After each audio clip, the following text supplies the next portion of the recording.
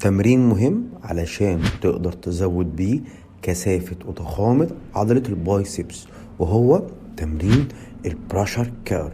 وهنا هديك 3 أمثلة على التمرين الخاص بالعضلة دي.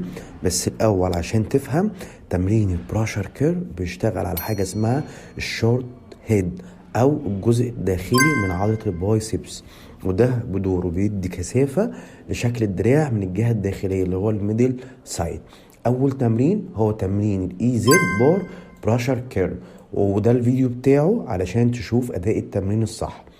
التمرين التاني وهو تمرين الدمبل براشر كير، وبرضو ده فيديو علشان تقدر تشوف بيه الاداء الصح. انا على فكرة بنقلكم الفيديوهات اللي توضح لكم الاداء الصح من الغلط.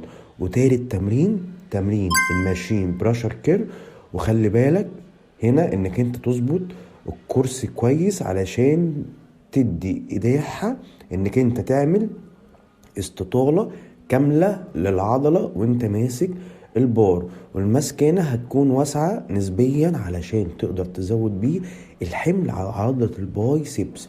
ده طبعا مقال مقدم من فيلسوف الجيم علشان تقدر تعرف أعمق وأدق الأسرار لتطوير عضلاتك في أقل وقت.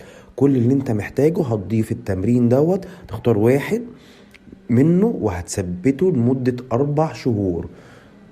جربوه النصيحة دي وقولولي في التعليقات لو محتاجين نصايح تانية المشاكل بتعانوها في العضلات.